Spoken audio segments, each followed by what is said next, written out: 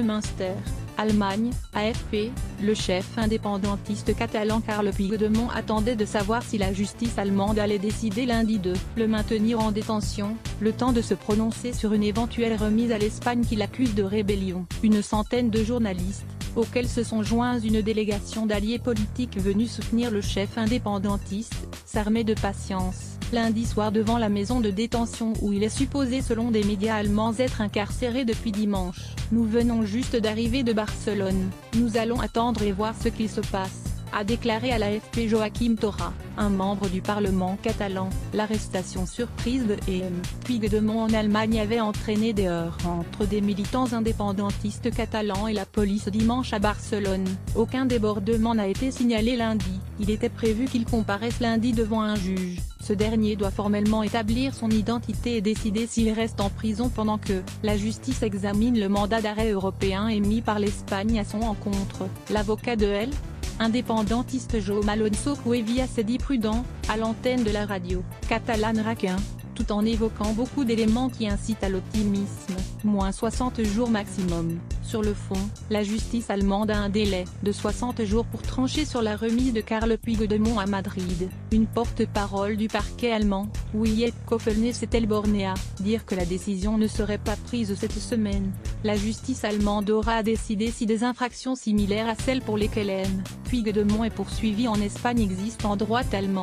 Il est inculpé, avec 12 autres responsables indépendantistes de rébellion, crime passible de 30 ans de prison, et de détournement de fonds publics. En cause, la tentative ratée de sécession par référendum de l'automne 2017. Elsa Artadi, une députée du parti de Carles Puigdemont, a estimé sur Twitter que Puigdemont s'opposerait à son extradition car l'Espagne ne garantit pas un procès équitable, moins pas de poursuites politiques.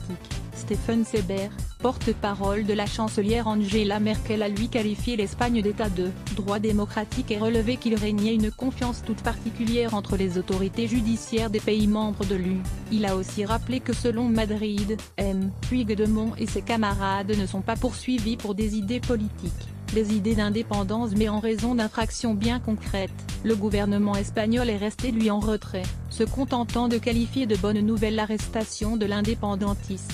Les poursuites pour rébellion restent cependant controversées, car elles supposent un soulèvement violent qui, selon des juristes, ne s'est jamais produit. Puigdemont a été interpellé par les policiers du Land de Schleswig-Holstein alors qu'il venait du Danemark voisin en voiture pour rejoindre la Belgique, où l'ex-président catalan s'était réfugié après l'échec de la sécession l'automne dernier. Les forces de l'ordre allemandes avaient été alertées de sa venue par le représentant de la police criminelle allemande à Madrid. Le ministère allemand de l'Intérieur n'était pas en mesure de dire si les renseignements espagnols étaient impliqués et suivaient l'homme politique catalan. L'arrestation a été rendue possible par la décision vendredi du juge de la Cour suprême espagnole Pablo Larena de poursuivre 13 dirigeants séparatistes, dont De fait, la justice espagnole a porté un nouveau coup aux indépendantistes catalans. Le candidat à la présidence de la région, Jordi Turull, a ainsi été incarcéré, privant son camp de leur troisième candidat à la tête de l'exécutif catalan.